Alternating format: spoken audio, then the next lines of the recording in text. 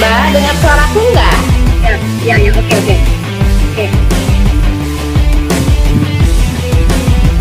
Berarti oke ya?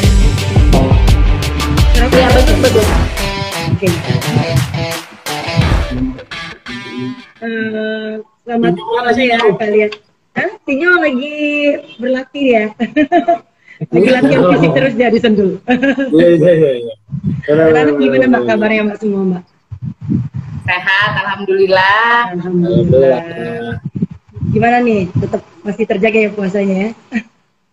Nah, itu dia sih. Kalau nggak makan nggak minumnya sih terjaga, tapi kalau emosinya udah nggak tahu deh. Biasanya kan emosinya keluar kalau lagi di race kan, emosi meluap melalui suara-suara teriakan itu kan. Nah sekarang udah nggak bisa teriak-teriak, jadi emosinya semua terpendam. Ditambah suasana kayak gini ya Mbak ya? Iya. Suasana yang nggak bisa kita keluar rumah. Iya, betul.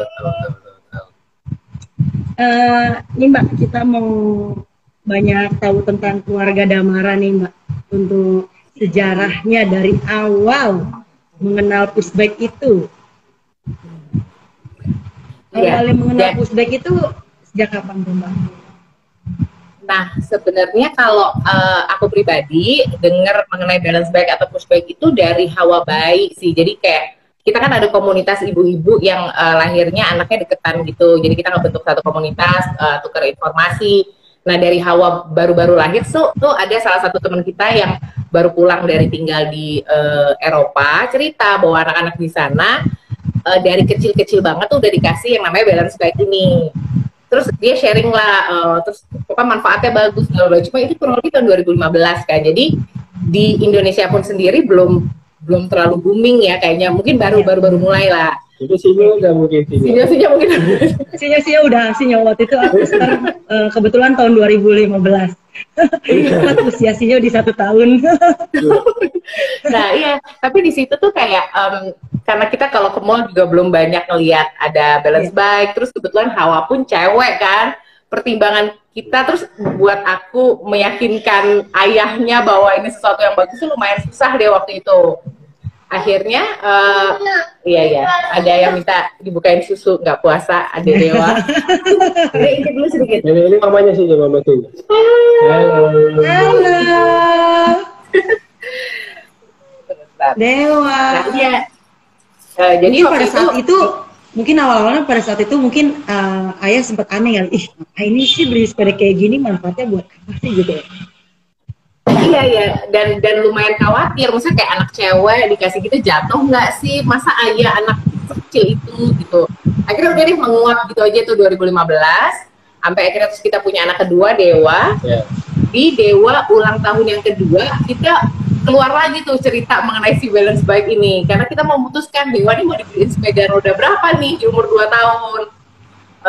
Ayahnya tuh waktu itu masih lumayan kekeh roda 3 yang bisa digoes-goes ngebut gitu, karena kan lumayan banyak yang keren-keren ya belakangan. Terus aku bilang coba deh cari tahu dulu mengenai balance bike, tapi tetap deh masih ragu sampai akhirnya kita waktu itu 2017 Dewa 2 tahun 2 bulanan lah, bulan puasa kita ke mall berempat.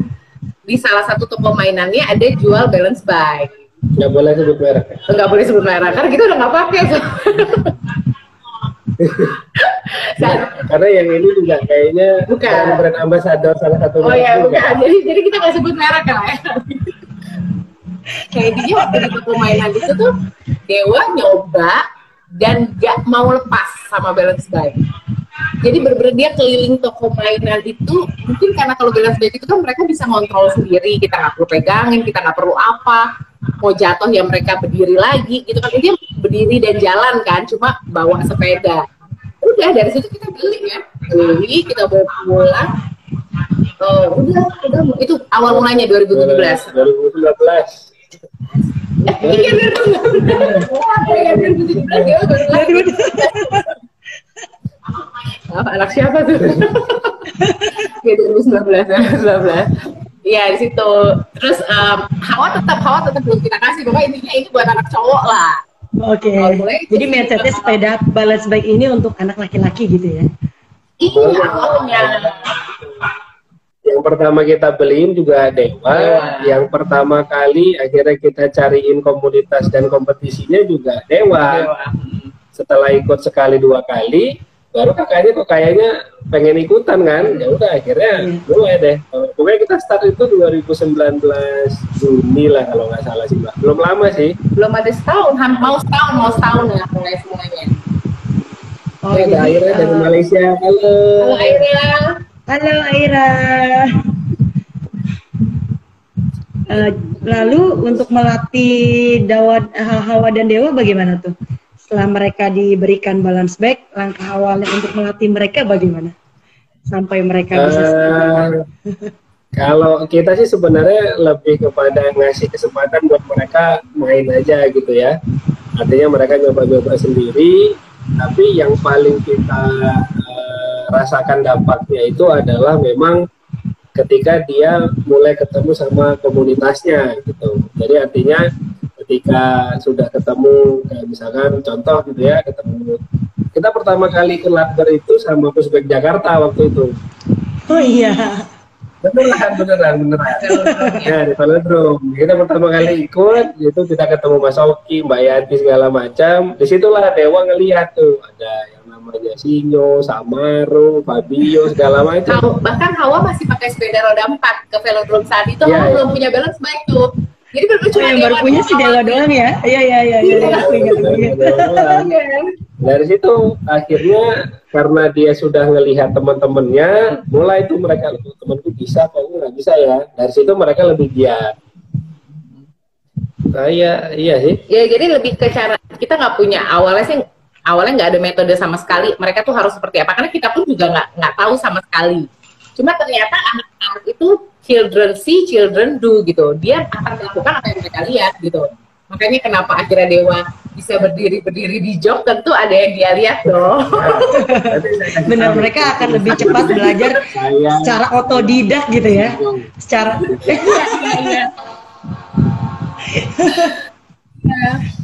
Nah kalau sebenarnya waktu awal-awal itu sini, nah ini ada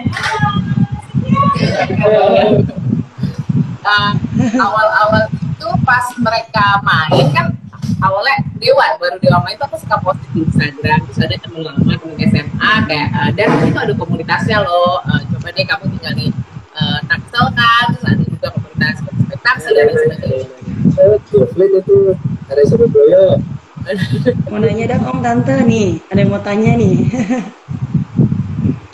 Halo, gimana sih program latihannya Sinyo, Dewa, dan Hawa? Sinyo dulu baru Hawa dan Dewa.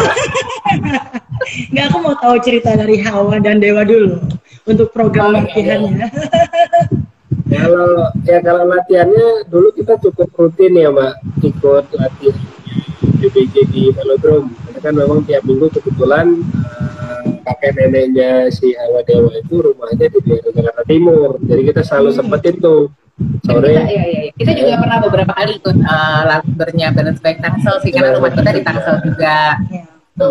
Sebenarnya kalau balik lagi ke pola latihan sih, intinya asalkan mereka bersama-sama temennya. Kalau nggak salah juga Mbak Yanti ya awal-awalnya bilang kalau nggak salah waktu kita lomba di epicentrum atau apa gitu, Hawa, Dewa mainin aja sama yang lebih jago kalau bisa gitu, biar mereka melihat, mereka ngejar, mereka meniru, karena nggak ada teknis sama sekali. Kita nggak mungkin ngajarin kamu lari dong, lari ya nggak mungkin gitu. Kita pun juga nggak akan bisa kan kasih contoh ke dia, begini loh cara yang baik. Iya. Menggunakan push bike gitu kan. Jadi dia harus bergabung dengan yang lebih master gitu. Iya kan, karena mereka akan ngejar, mereka akan ngikutin. Mungkin saat itu mereka nggak langsung bisa, tapi mungkin di rumah kan pasti mereka keinget, oh teman-teman saya ada yang ngebut banget. Nah, terutama kayak anak segede Hawa itu kan udah bisa ngebahas kan, Hawa pengen kayak gitu, Hawa pengen bisa. Oh, itu alasannya Hawa Dewa sampai go internasional ke Malaysia ya? Untuk mencuri ilmu ya? Beda lagi. Beda. Jadi kebetulan memang apa ya, kalau misalkan ya kita sih selalu membiarkan anak-anak itu untuk mereka itu punya idola lah bahasanya ya. Jadi artinya role model lah, bahasanya role model. Ketika misalkan Dewa ketemu sama abang-abangannya, nggak jarang loh kalau misalkan Dewa pada saat lagi race mintanya bukan dipanggil Dewa, dia minta dipanggil Sinyo lah, Samaru lah, Zebil lah, entah siapa-siapa lah. Saya sangat sering kadang-kadang malah panitia pada saat lomba itu juga bingung loh, mana Zebil, mana Samaru, mana Sinyo, karena memang si Dewa minta dipanggil itu supaya makin ngebut katanya. Oke, jadi dia tuh seperti membayangkan inspirasi dari para rider-rider yang dia hobi itu ya, yang dia kagumi lah ya. Nah, alhamdulillahnya kemarin November akhir kita ada kesempatan main di Malaysia waktu itu. Diundang sama Aira. Nah, kita diajak sama Aira, kemudian Aira juga lagi stay kayaknya di sini. Jadi kita diajak, kita main di sana. Disitulah titik baliknya Hawa. Jadi ketika di situ Hawa ngeliat, wah ini rider-rider ceweknya Malaysia loh, sadis-sadis banget. Luar biasa ya. Ya. Nah dari situ begitu dia pulang ke Jakarta, dia sudah mulai tuh menemukan bahwa oh ternyata cewek juga bisa ngebut loh. Buktinya teman-teman kemarin juga banyak yang malah beberapa kali di Malaysia yang ceweknya justru lebih ngebut daripada cowoknya gitu juga bingung gitu kan. Iya. Ini pun pernah satu kali event dikalahin dia sama seorang wanita di sana. Tapi balik lagi kalau ke Malaysia itu sebenarnya ada hal positif lain dari bermain balance bike sih, karena yang berteman ternyata bukan cuma anak-anaknya aja, karena main balance bike itu anak kecil-kecil banget tuh kan nggak mungkin kalau nggak didampingin orang tua. Jadi ketika orang tuanya ikut hadir, membina pertemanan, baik itu di sosial media maupun di lapangan, akhirnya terus kan kontak-kontakan, termasuk sama orang tuanya Aira. Waktu itu Aira ada, kita awalnya nggak kenal ya, salah satu rider perempuan dari Malaysia, tapi karena kontak-kontakan lewat Instagram, terus saat mereka ke Indonesia kita ketemu cuma sebentar sih. Akhirnya pas mereka balik ke Malaysia kita masih kontak-kontak. Suatu ketika dia bilang ini akan ada race seru 2 hari berturut-turut di Malaysia, kalau kalian ada kesempatan, ada rezeki, sekalian liburan, datang aja ke Malaysia. Itu benar-benar kayak nggak direncanain, dan kita juga niatnya ke sana adalah pengen ke Malaysia main bersama teman-teman di sana gitu. Intinya itu hal positif lain yang didapat dari balance bike sih, pertemanannya jadi luas banget. Intinya saya juga nggak cuma temenan sama ibu-ibu sekolahan. Jadi pas banget di sana ada Sinyo. Jadi pas. Iya. Jadi kita kan juga kontak-kontakan kan, ternyata mau ke Malaysia juga. Seru sih, seru balance bike. Jadi kita bisa ngapain aja sih. Mbak itu ada yang nanya, Fabio. Fabio tanya. Halo Fabio, selamat datang.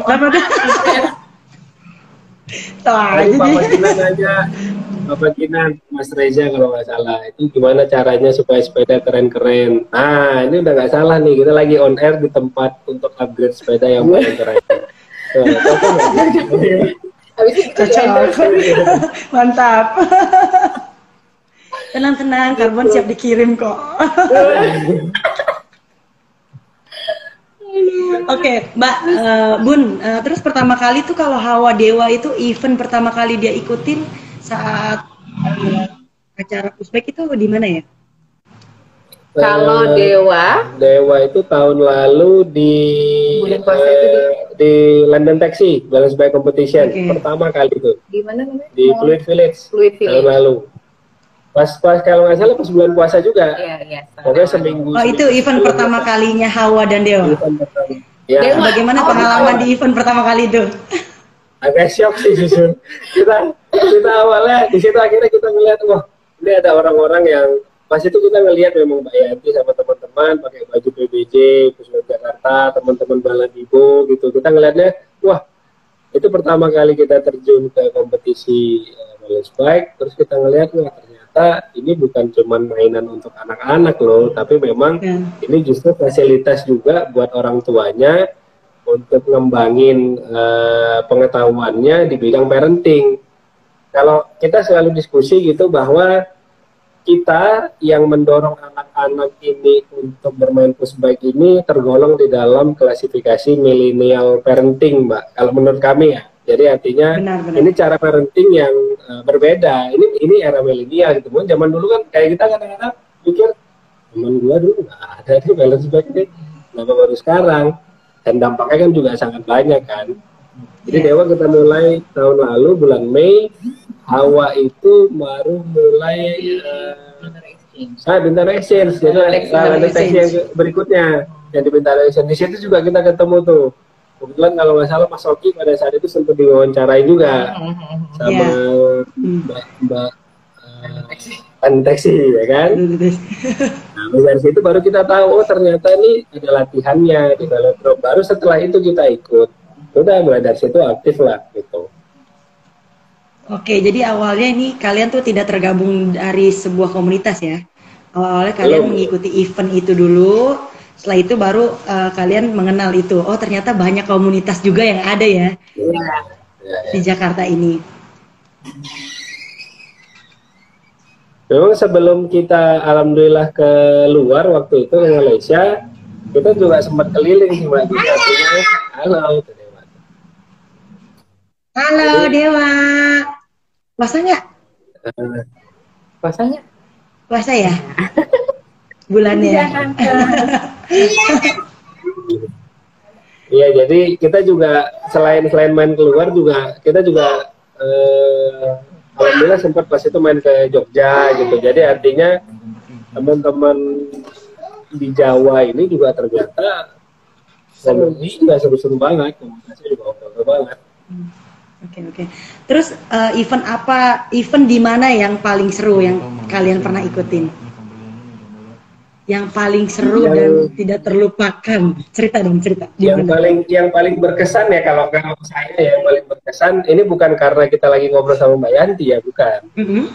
Tapi night race-nya PBJ di sirkuit go-kart itu sih keren sih. Terima kasih. Ya justru itu bukan karena lagi ngobrol sama Mbak Yanti, ya kan, bukan. Kondisi malam, hujan gitu, ini seru juga. Berasa di Thailand ya. Karena event race pushback yang dalam keadaan hujan itu cuma di Jepang atau Thailand ya? Di Jepang. Waktu itu sih nggak kita pernah event pushback itu dalam keadaan hujan, itu nggak pernah, sejarah dunia itu nggak pernah. Cuman pernah sekali setahu saya itu di Thailand deh hujan ya. Ya sebenarnya kalau hujan-hujan kecil baru Indonesia menyusul. Nah intinya kalau buat saya sih setiap race pasti ada hal-hal. Oh iya, sebentar lagi hawanya masih malu. Nah. Halo. Iya, kalau buat saya sih hampir setiap event memiliki kesan yang berbeda-beda ya. Gitu.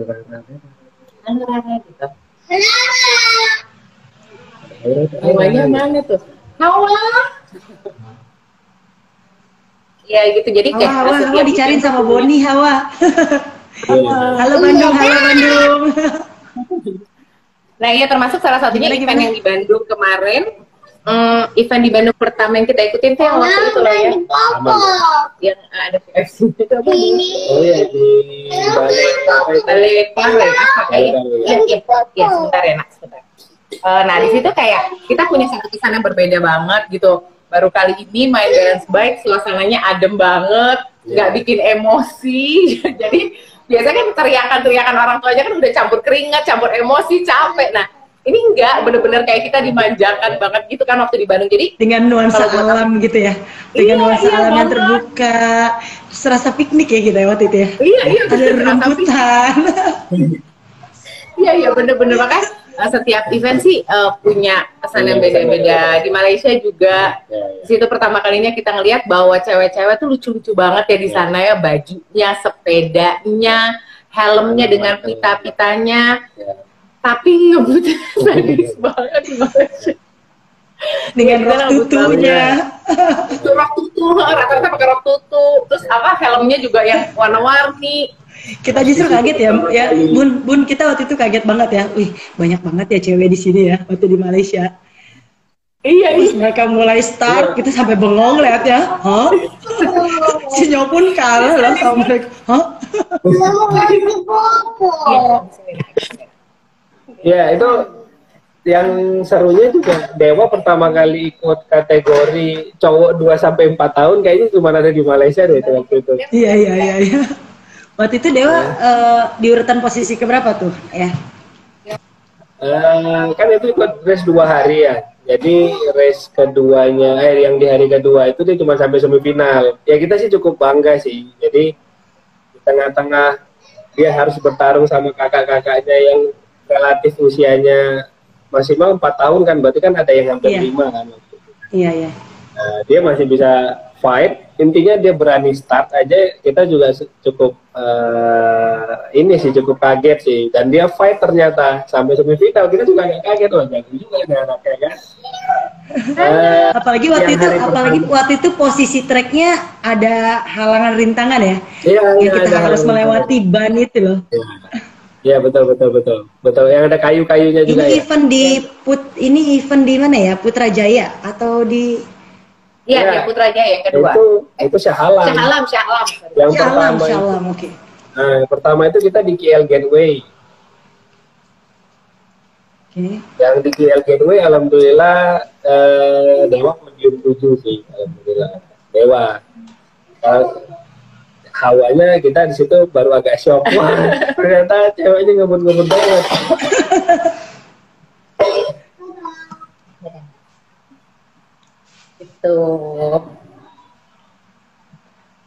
Oke, terus kalau udah gitu sebenarnya manfaat untuk mengikuti komunitas itu ada nggak sih, Bun? Sekarang kan Bunda kan udah tergabung dengan suatu komunitas, dari awalnya nggak tahu ada komunitas pushbike, ternyata banyak banget komunitas pushbike di Indonesia ini yang udah terbentuk sejak lama gitu. Kan dari situ kan jadi Bunda kan tergabung dengan komunitas itu. Terus manfaatnya apa setelah bergabung dengan komunitas?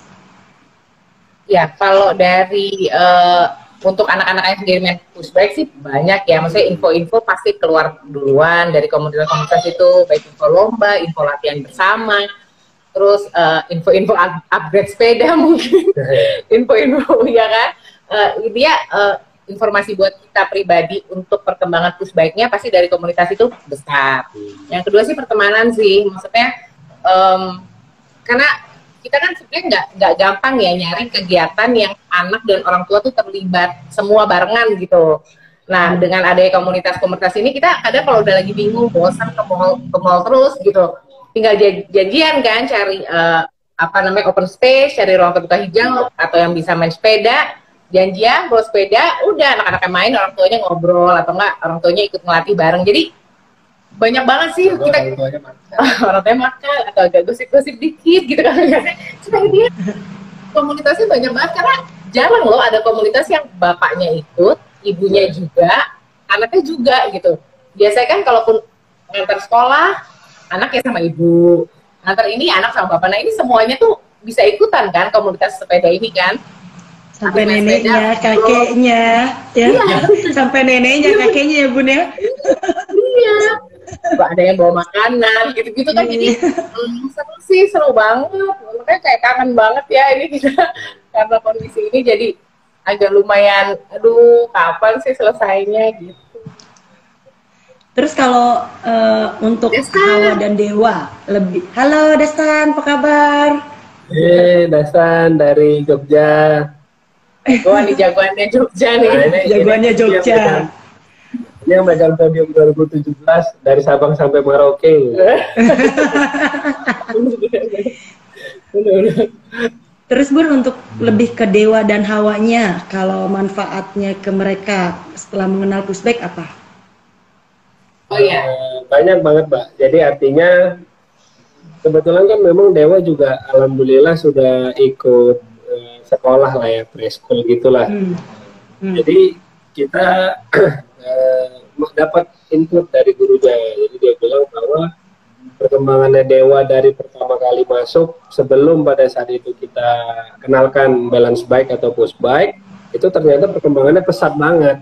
Itu jadi artinya mulai dari mentalnya dia, terus karakternya dia, fisik sih kita nggak usah tanya ya, karena udah pasti lah anak-anak yang main push bike itu insya Allah fisik dan kesehatannya juga pasti terjaga gitu. Jadi motorik, sensorik, segala macamnya sih sangat-sangat kerasa perkembangannya. Kalau Hawa, salah satu yang paling kelihatan adalah dulu Hawa itu pernah dapat catatan gitu dari gurunya.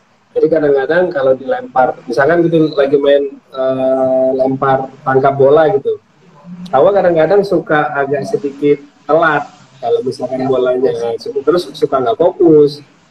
Begitu kita ikutin push bike, dia jalan sekitar 7 bulanan, wah luar biasa. Guru-gurunya juga semua salut, wah kenapa bisa kayak gini ya gitu. Dan akhirnya sekarang jadi untuk di sekolah pun mereka guru-guru pun pada tahu ya kalau Hawa dan Dewa terjun di dunia push bike. Ya tahu. Malah sekarang gurunya sering menyarankan sama orang tua yang lain ya alternatif untuk lebih menstimulasi lah ya bahasanya, menstimulasi anak-anaknya supaya lebih cepat perkembangannya, disuruh main push bike loh Mbak. Sekarang banyak banget.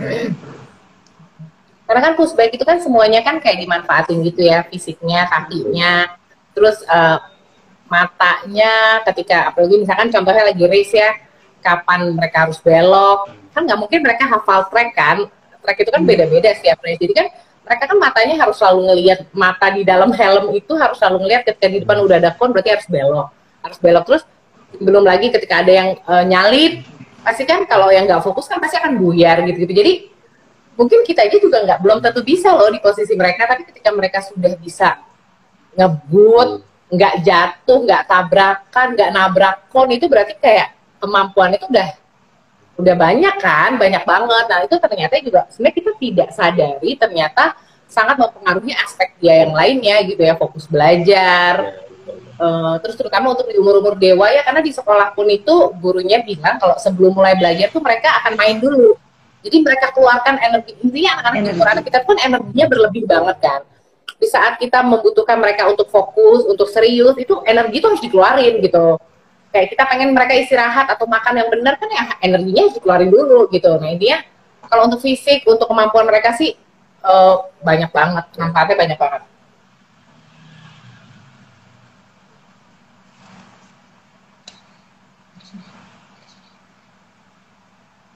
Halo? Oke. Iya ya. Iya. Ya, terus. Terus kalau dari nenek moyang atau keluarga ada nggak yang turunan atlet?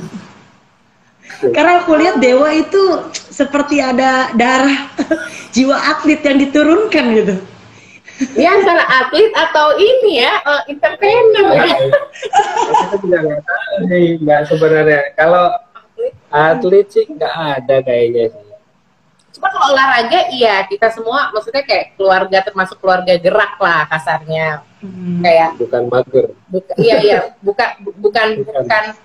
Bukan termasuk keluarga yang benar-benar ngemol terus sih enggak. Kita memang pada dasarnya keluarga yang lumayan cari kegiatan di luar. Saya pun juga kita pun juga dari zaman kecil juga yang biasanya kayak main GBK tuh udah biasa sih gitu, lari-lari, main lebih sepeda, banyak menghabiskan waktu untuk berolahraga ya. Ya, tapi kalau atlet serius sih kayaknya nggak ada ya. Nggak ada, tapi memang pengen. Kita sih bercita-cita. Salah satu karena, sih. Oh gitu, karena yang aku lihat tuh Dewa kayaknya dia kayak ada sesuatu yang bisa kita support dia untuk lebih serius lagi ke jenjang atlet gitu. Ya. Amin. Ya, asalkan sponsornya.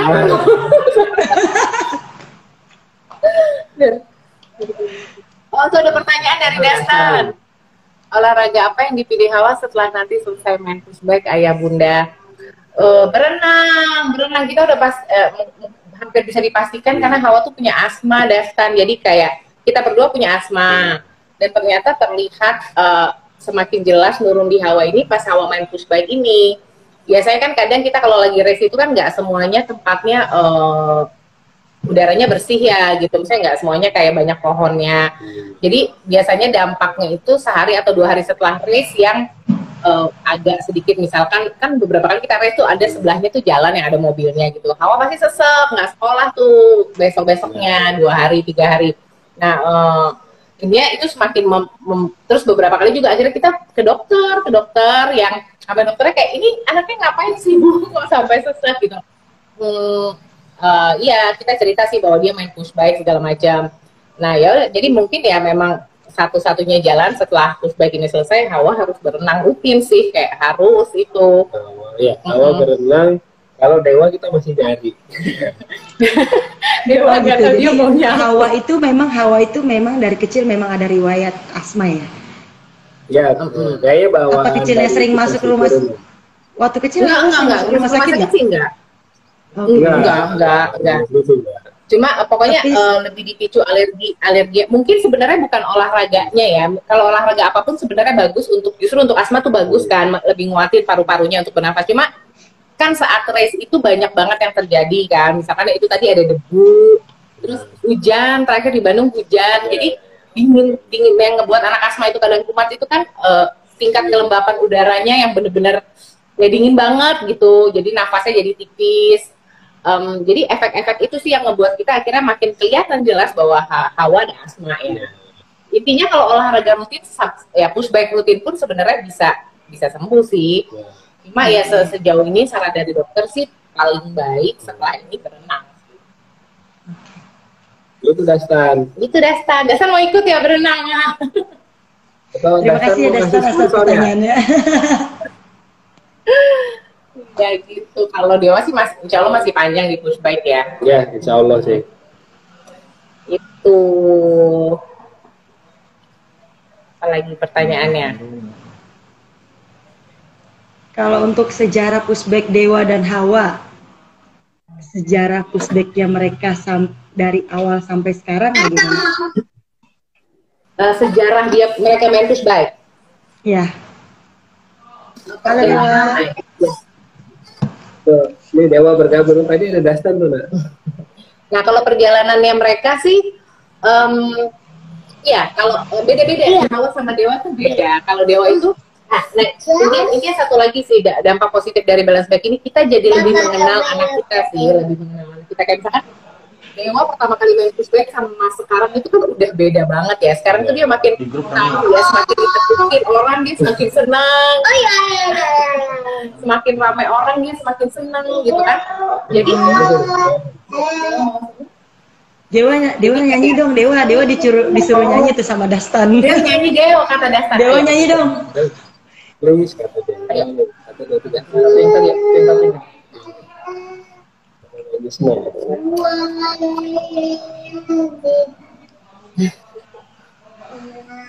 We are the champion. Dastan mau denger Dewa nyanyi We are the champion. 1, 2, 3.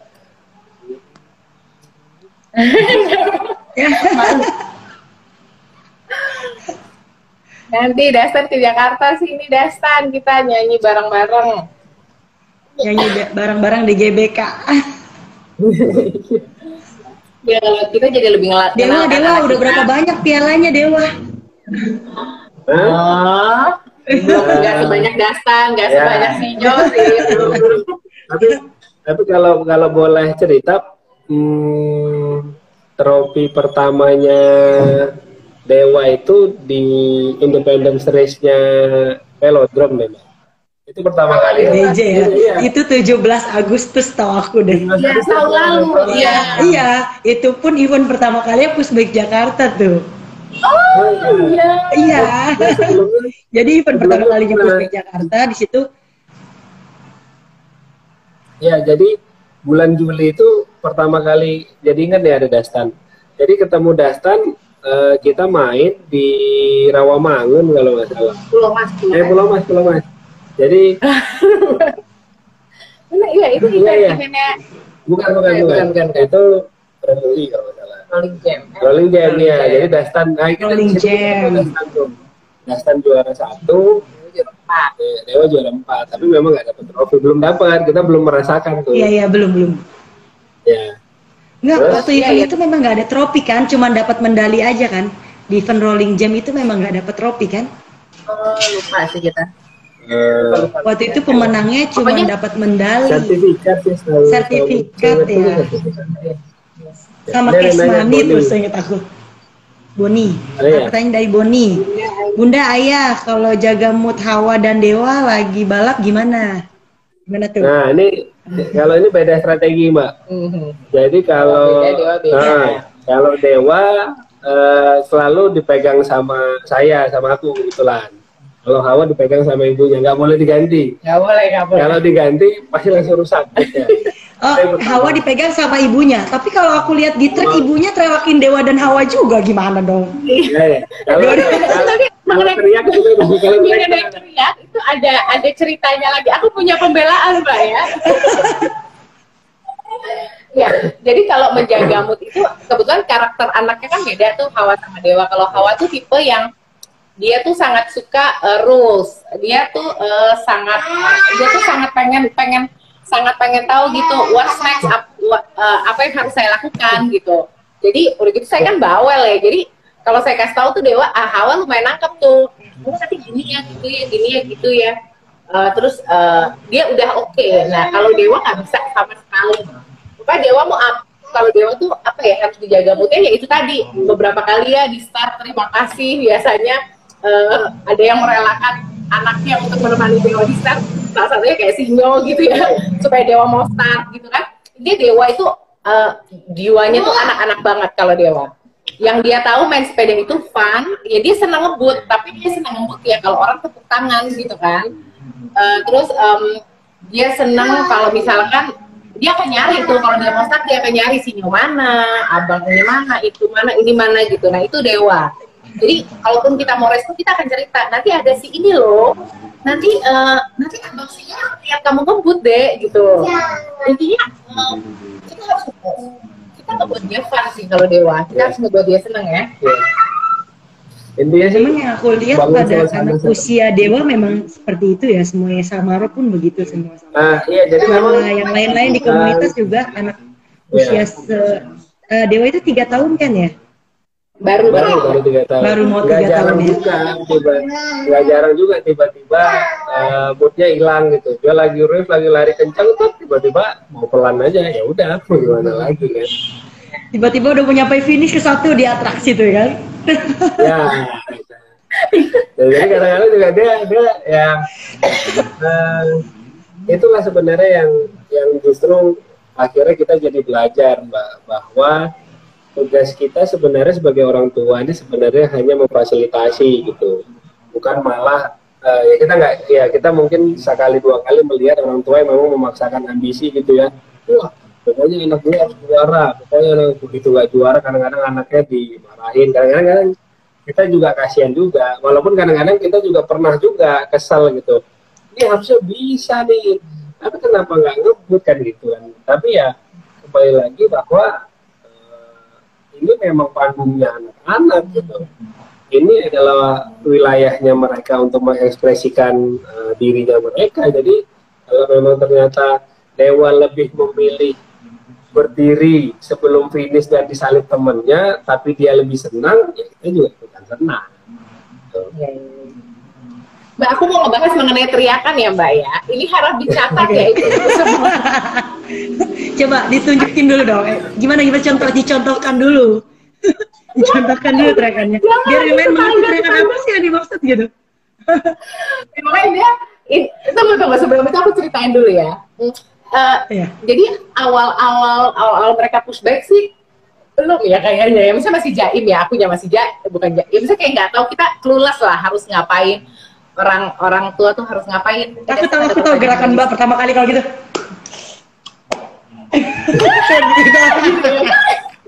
Awal.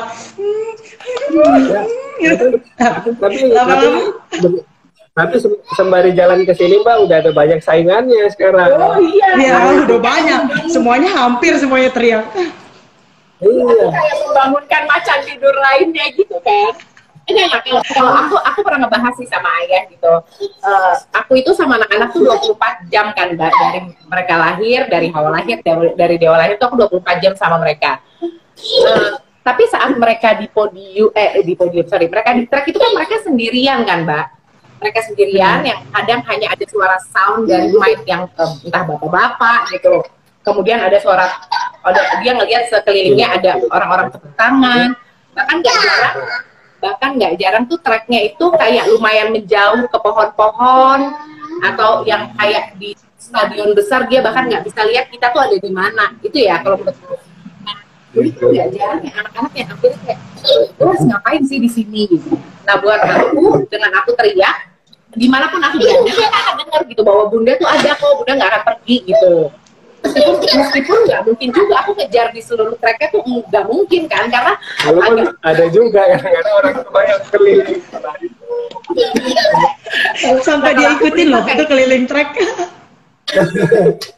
Aku teriak, ya intinya adalah biar mereka juga tahu gitu.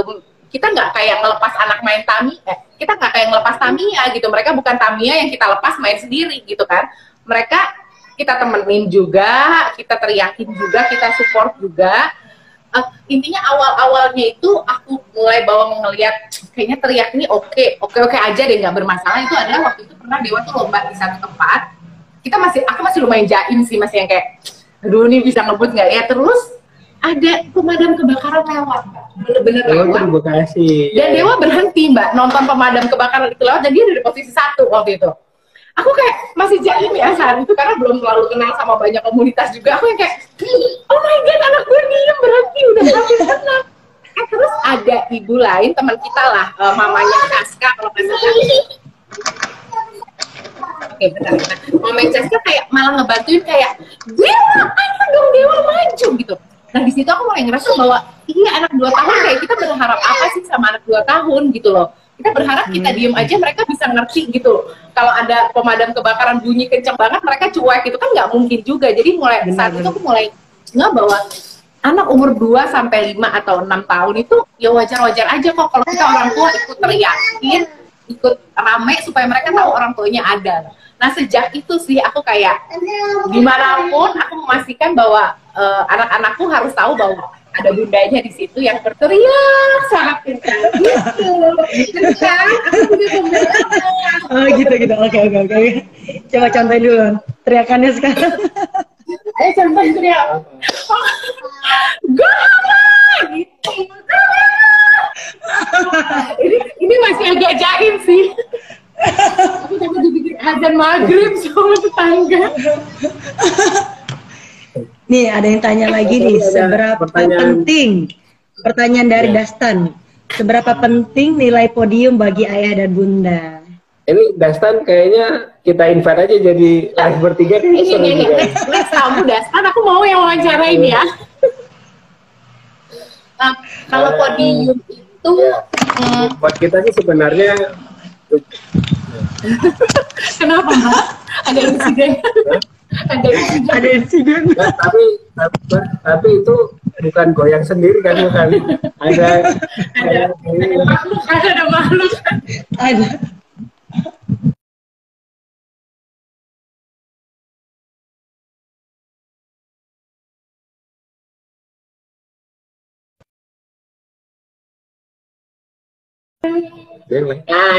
Mbak Yanti masih mendengar? Oke, ya. Ya. Oke, kita lanjut pertanyaan tadi. Jadi seberapa penting podium itu buat ayah dan bunda? Penting ya sebenarnya sih kalau dari skala 1 sampai 10 sih ya mungkin di angka 6-7 lah ya. Jadi nggak terlalu penting juga. Makanya kita selalu berprinsip bahwa happy dan trophy gitu. Jadi artinya senang dulu, baru piala nomor 2, nomor berikutnya gitu. Jadi artinya dia harus senang dulu, dia bermain ini harus senang dulu, karena tujuannya adalah kita kan memindahkan ruang bermainnya dia yang tadinya mungkin dia banyak main di rumah atau di mall, sekarang jadi main di luar, kayak main sepeda sama teman-temannya. Jadi artinya kalau misalkan dia udah senang, ya itu udah yang paling penting itu sih Mbak buat kita sih. Kalau podium sih justru sebenarnya semua orang tua mengikutkan anaknya berkompetisi pasti juga menganggap bahwa juara itu juga penting, karena bagaimanapun itu juga itu menjadi indikator atau ukuran perkembangan anak kan. Kita tidak bisa memungkiri itulah, tapi menurut kita prioritasnya itu bukan yang utama, tapi itu memang juga bagian dari cita-cita kita juga. Pengen juga gitu kayak Dastan pakai baju wah juara GCC sama champion 2019 ya. Tapi intinya kalau piala atau podium itu menyenangkan sih iya. Gimana pun juga kan kita orang tuanya masih didikan zaman dulu yang kayaknya kalau bisa ranking 1 di kelas tuh, kalau enggak kalau apa ya intinya gitu kan, meskipun kalau generasi milenial ini sebenarnya peringkat itu udah bukan yang utama. Cuma kalau menyenangkan sih iya, pasti untuk anak-anak terutama kalau untuk segede Hawa sudah lumayan paham tuh bahwa kayak ya tadi Hawa nggak menang ya kayak gitu, dia kadang udah agak lumayan kecewa gitu. Nah belakangan ini kita coba banget, misalnya kita sebagai orang tua nggak dipungkir ya, ketika akhirnya anak itu di finish bukan di peringkat yang kita inginkan, ada momen kita kayak aduh begitu kan. Nah sekarang gimana caranya kita orang tua tuh cepat ngebalikin mood kita pribadi dulu gitu, kayak oke, nggak apa-apa, karena kalau muka kita udah bete, anak-anak tuh udah pasti kayak kenapa. Hawa pernah tuh, jadi pernah satu kali ada Papa Dastan juga yang waktu kita lomba di GBK. Hawa lumayan promising lah saat itu, misalnya kita cukup yakin Hawa bisa meraih posisi yang oke lah. Saat itu Hawa salah belok ya, karena tracknya menurut kita lumayan tricky untuk anak kecil ya, maksudnya kayak ada yang kayaknya harusnya bukan mau belok tapi dia seolah-olah mau belok gitu. Hawa ngelewat. Nah saat itu tuh posisi karena saya lagi sibuk di start neriakin dia, saya nggak tahu dia kesalipnya di mana. Aku pribadi waktu itu ayah duduk sama papanya Dastan agak jauh gitu. Jadi begitu saya di garis finish ngelihat Hawa tiba-tiba posisi 3 waktu itu, waktu itu aku agak lumayan kayak anak gue kesalip di mana tadi gitu, muka aku ya nggak bisa dibohongin dong. Udah gitu ayah tuh jauh, ayah sama Papa Dastan lagi jauh gitu. Karena kayak tadi tuh Hawa tuh lagi mau nyalip yang nomor 1 gitu, kenapa tiba-tiba jadi malah juara 3, intinya gitulah. Aku kayak kok Hawa juga pikir sih, Hawa ngelihat aku mukanya kaget, bingung, dia akhirnya kayak udah Hawa kalah ya, dia pun juga jadi down gitu. Padahal juara 3 tuh oke banget lah. Cuma aku pribadi tuh penasaran Hawa ini kesalip di mana, karena nggak kelihatan dari aku yang lagi sibuk teriak itu kan, gitu kan. Terus intinya, iya, itu di dalam foto di mana. Nah intinya, terus dari situ aku belajar tuh. Jadi juara berapapun mereka ataupun tidak juara di garis finish, apapun yang kita rasain sebagai orang tua, mau kita kesel, mau kita kayak aduh sedikit lagi gitu, di depan anak-anak kita tuh harus tetap kayak gitu loh, maksudnya kan ya memang mereka hebat lah gitu. Siapa sih, anak mana sih yang mau ngebut di suasana apapun dengan teriakan orang gitu kan. Jadi dari situ pelan-pelan kita sebagai orang tua juga belajar sih kalau anak-anak tuh sebenarnya gimana orang tuanya ya. Jadi ketika mereka dapat podium ataupun dapat podium tapi peringkat bawah, kita harus happy sih. Kita sembunyiin dulu deh rasa penasaran kita. Kok nggak menang, kok salib, itu nggak dulu deh, dibahasnya belakangan aja. Yang penting saat di situ kayak mereka tahu, akhirnya pun juga makin kesini, terutama untuk umur Hawa ya, kita mulai cari temennya dia kan. Saat race cewek-cewek kan sekarang banyak yang sepantaran tuh, ada Hawa, ada Ray, ada Seruni, ada Nanda, posisi berapapun ya mereka bareng-bareng kok naik podiumnya gitu. Terus juga kita pernah bahas nih, balik lagi mengenai podium tuh seberapa penting. Hawa itu badannya tuh tergolong kecil kan untuk anak umurnya gitu. Maksudnya kayak tulangnya tuh kecil, kurus lah intinya.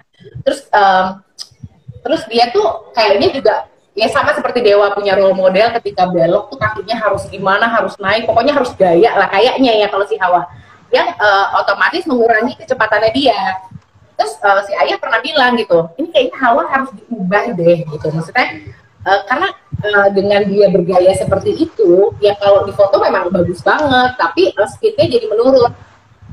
Terus kita timbang-timbang akhirnya enggak, kita memutuskan untuk tidak merubah gayanya dia sama sekali gitu. Kok Hawa bagus kok gitu, ini menjadi satu olahraga yang bagus, dia bisa menukik dengan gaya miring kaki naik satu untuk anak perempuan yang mungkin di sekolahnya nggak ada yang bisa kayak gitu.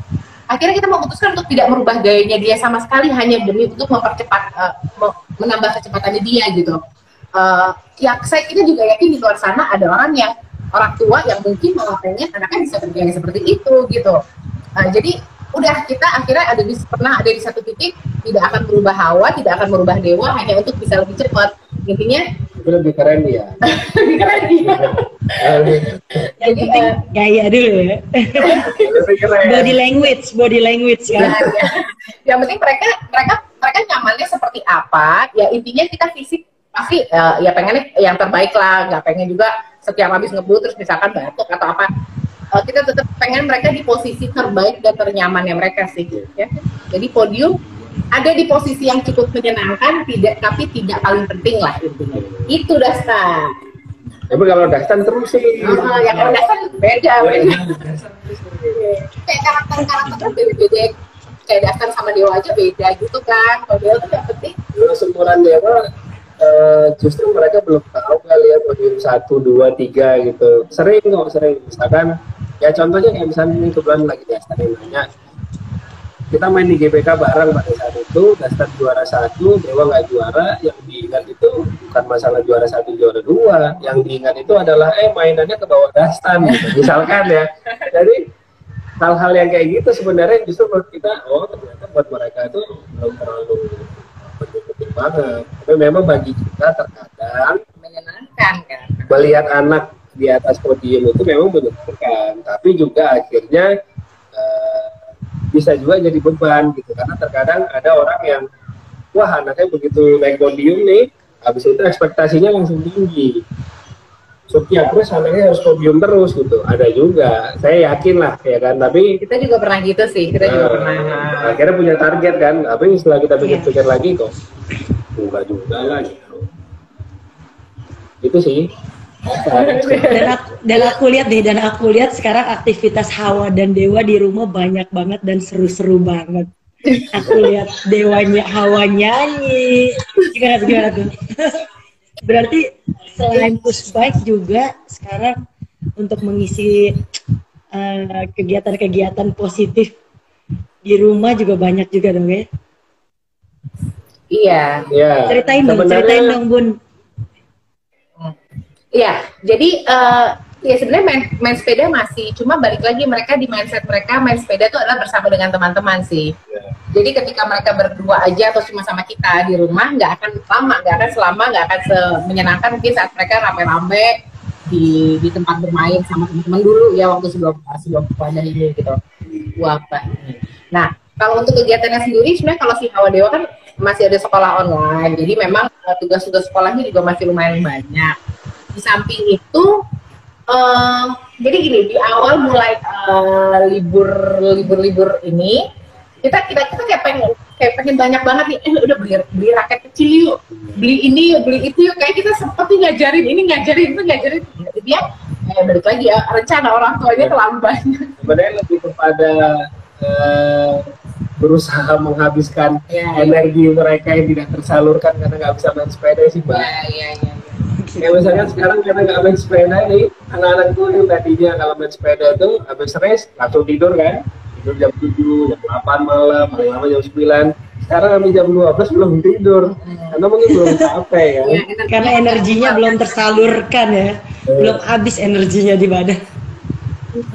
Jadi sebenarnya kayak saya juga kayak nyari ide sih kayak, kan ya kalau cuma karena mereka nggak mau berangkat sekolah, nggak mau berangkat kemana-mana, pasti kan disuruh mandi males kan. Akhirnya kayak, udah deh keluarin kolam karet, berenang deh di depan, sekalian pergi kayak gitu.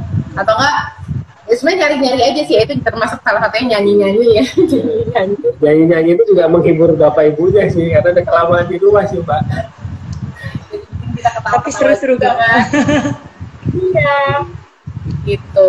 Bisa jadi masukan ide juga buat yang lain ya. Bener. Ternyata banyak yang bisa digali lagi dari mereka selama liburan ini sih. Asal bapak-bapaknya jangan main game. Kita sapa dulu nih dari Dokter Aryani.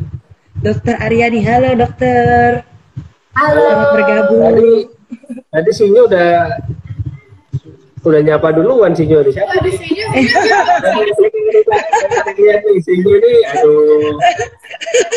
Kamu udah bergabung. Besok kita akan bicara juga nih dengan dokter nih. Woi, asik. Dengan topik yang seru-seru juga, nggak kalah seru dengan keluarga Damar. Dan buat keluarga Damar sendiri. Dastan. Ada pertanyaan terakhir dari Dastan. Apa? Pertanyaan terakhir dari Dastan. Ayah Bunda, beneran kan mau pindah ke Jogja? Kita pengen banget. Jadi selama kita nggak bisa kemana-mana ini, salah satu tempat yang kita pengenin banget datang tuh adalah Jogja. Kebetulan memang saya punya keluarga di sana kan. Terus kayaknya di Jogja itu kan suasananya dalam keadaan sepanik apapun, termasuk saat ini kan mereka akan kayak adem ayem, semuanya akan slow, akan menyenangkan. Kayak kita berkali-kali sih ngomong kayak kita diem aja yuk, maksudnya kayak gimana ya biar boleh lewat Pak Polisi semua ke Jogja. Ya Allah tadi ditangkap Pak Polisi lagi, enggak sih, intinya kita berangan-angan banget supaya banget ke Jogja. Cuma kalau untuk pindah for good, Dastan atau Dastan ke Jakarta. Tapi pengen sih, kita pengen kesana, pengen main sepeda bareng lagi. Teman-teman di sana siapa aja sih? Intinya sih dampak corona ini luar biasa Mbak bagi Hawa Dewa. Ibaratnya itu kan ini juga baru mulai, kita juga baru mulai push bike kan. Kasarnya itu ini ditinggal lagi sayang-sayangnya, nah gitu lah. Jadi lagi seneng-seneng yang main push bike tuh ada corona gitu kayak masih ya. Benar, karena pushback ini di Indonesia lagi seru-serunya banget ya. Kasus terakhir GCC itu loh. Lagi seru-serunya banget. Lagi seru-serunya banget. Teman-teman lintas negara udah mulai melihat Indonesia sebagai salah satu tujuan berkompetisi gitu kan. Jadi artinya kitanya lagi naik banget sebenarnya. Cuman tiba-tiba ada corona. Mudah-mudahan sih sebenarnya setelah ini the new normal ini bisa menghadirkan satu kompetisi yang justru akan lebih seru lagi sih gitu. Jadi artinya tidak melulu bicara mengenai apa yang ada di lintasan, tapi juga edukasi yang ada di lintasan. Konsen yang harus dipikirin sama panitia. Gitu. Karena kan ini kan tujuannya untuk pembinaan. Jadi ngomong didengerin sama Dastan, itu pesan ya buat KDP. Ini ada BJ, kalau saya banyak. Tadi ada Tulungagung kalau nggak salah. Ini ada temen ya. Iya saya. Jadi kalau Hawa Dewa tuh di luar tuh dikenalnya duo Wawa, karena Hawa Dewa. Itu duo Wawa mau ke Jogja. Ini orang Jogja juga ini. Mbak Silvi. Halo Mbak Silvi. Bun, terus menurut keluarga Damara gimana nih adanya pushback cast yang tempat buat sharing-sharing pushback di podcast? Setuju ya? Mbak, tapi ini kayaknya kita diskusi ya. Ini akan jadi podcast gitu, setelah ini direkam dimasukin ke salah satu sosial media supaya ini bisa terus-terusan didengarin sama orang banyak ke depannya, atau gimana? Ya sih, saya sih maunya untuk lebih jauh lagi seperti itu lah. Kita kan maunya dengan adanya podcast ini sebagai sarang informasi pushback untuk Indonesia. Iya. Bagus. Jadi benar-benar kita kupas habis nih. Sejauh apa sih Indonesia mengenal pushbike? Iya. Dan sehebat apa sih rider-rider di pushbike yang ada di Indonesia? Ya. Semoga dengan adanya podcast ini, dari yang benar-benar nggak tahu, di situ mereka bisa belajar menjadi tahu. Dari yang tahu bisa berbagi ilmu juga sama yang nggak tahu gitu, bisa saling sharing, bertukar ilmu gitu. Iya. Setuju Mbak. Ya karena kan bahkan aku sih pikirnya, bahkan kita berpikirnya nggak hanya untuk di Indonesia aja ya. Kita semoga aja kita bisa collab dengan mancanegara seperti Malaysia, Thailand, bahkan di luar-luar gitu. Sorry, Halo. terputus. Ada gangguan teknis.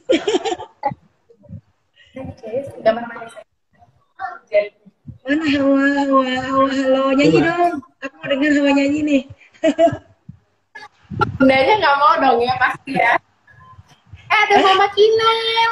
Halo, Mama Kinan. Nah ini juga termasuk keluarga Kinan, ini termasuk yang ibaratnya lagi sayang-sayangnya. Iya. Terus terdampak tidak bisa main sepeda. Kalian tuh sekarang sudah tergabung sama satu komunitas ya? Sama Kaska, Kinan. Kalian sudah tergabung dengan satu komunitas kan? Bisa dong, komunitas apa sih yang lagi kalian dirikan sekarang? Tunggu, udah dong. Ayo main ke launching ya? Enggak, bukan. Jadi sebenarnya bukan. Kita belum bisa bilang ini satu komunitas karena ini sebenarnya kita main bareng yang di mana di dalamnya juga banyak anak-anak dari beragam komunitas, kayak misalkan ada Caska, kemudian ada Zahra, mereka memang sudah tergabung dalam komunitas Kirana, Devko, Kiwe, ya. Jadi ini lintas komunitas yang kebetulan kita waktu itu mulainya di mana ya? Kita kayak janjian main di mana ya, yang di tengah, karena Zahra tuh rumahnya di Tangerang yang jauh, kita di Tangsel. Oke, tadi kita mau main daerah Tangerang, daerah Banten lah gitu.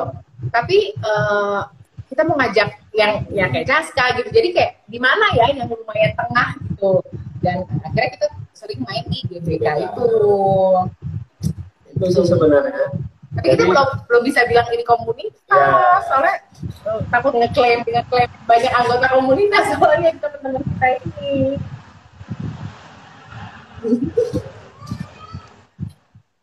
Gitu. Cuma kita memang nyebutnya Garuda itu kenapa? Karena kita biasanya main di GBK itu tepat di pintu satu jadi, yang ada lambang Garudanya. Oke. Jadi gimana Garuda gantiin Garuda ya. Gitu. Anak Garuda. Ya, tadi mau launching keburu corona. Ya, semoga pandemi ini cepat berakhir biar kita semua dipertemukan kembali di res. Amin, ya Allah, amin.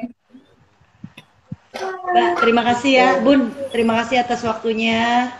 Udah berbagi cerita tentang keluarga Damara. Tadinya aku mikirnya tuh aku dihubungin buat wawancarain orang loh, bukan diwawancarain seperti ini. Aku juga deg-degan gitu, Bun, karena aku wawancarain presenter aslinya gitu.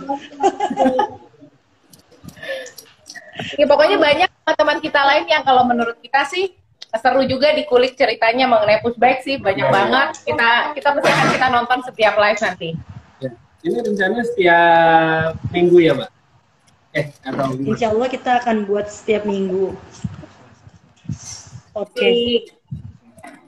Podcast. Kita mulai kapan?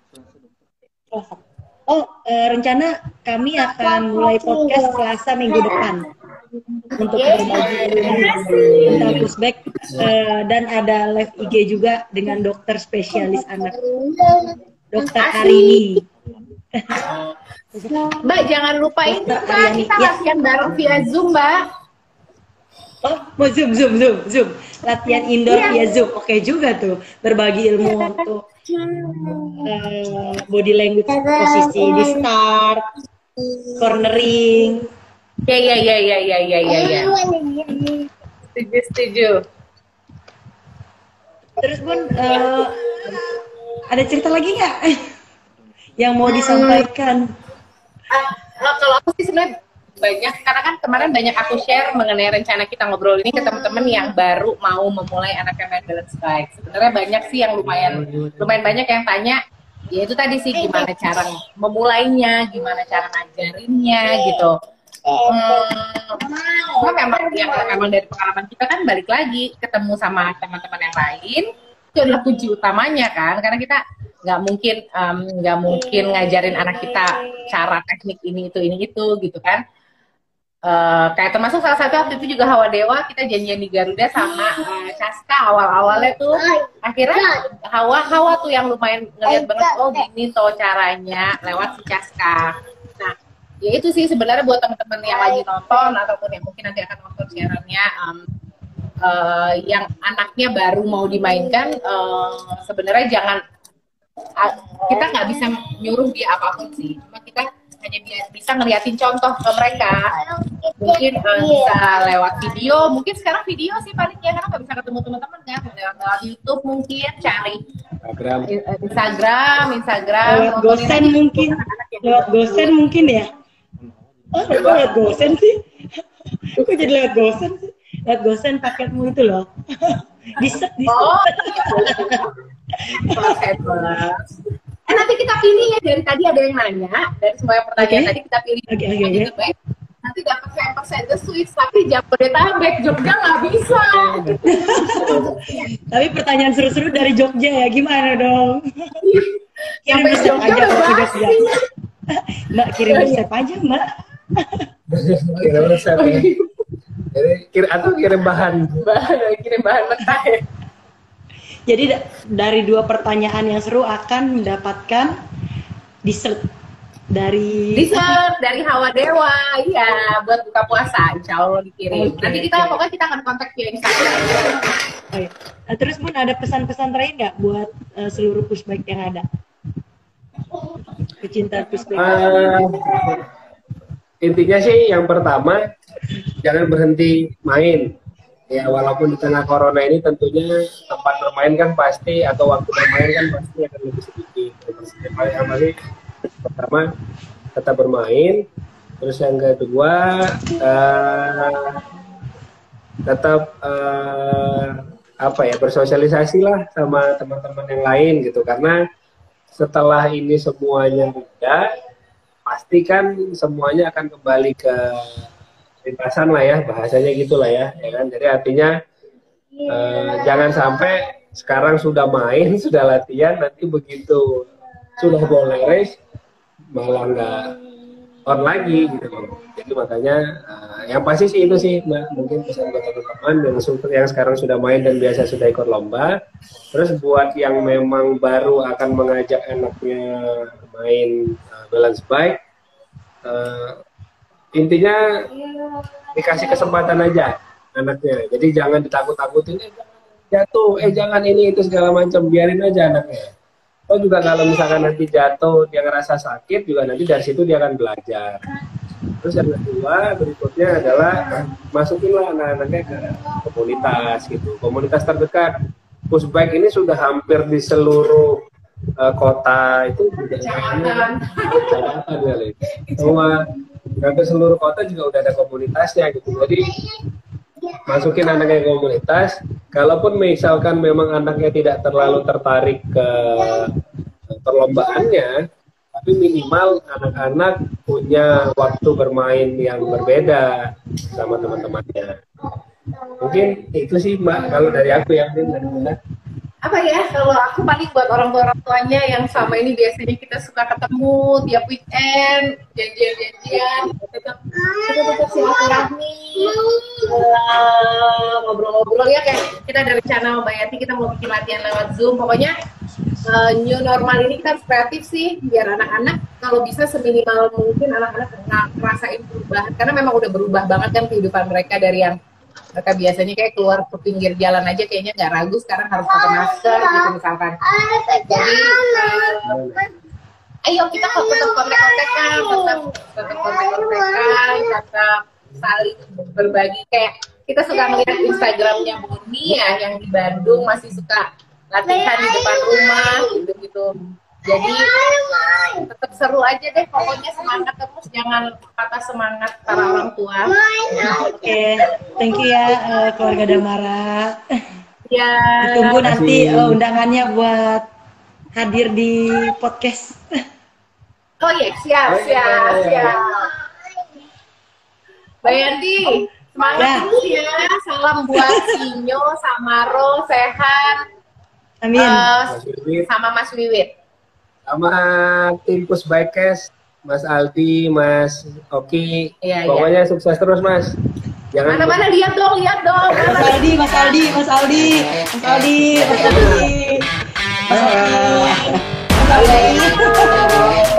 Kangen foto-foto.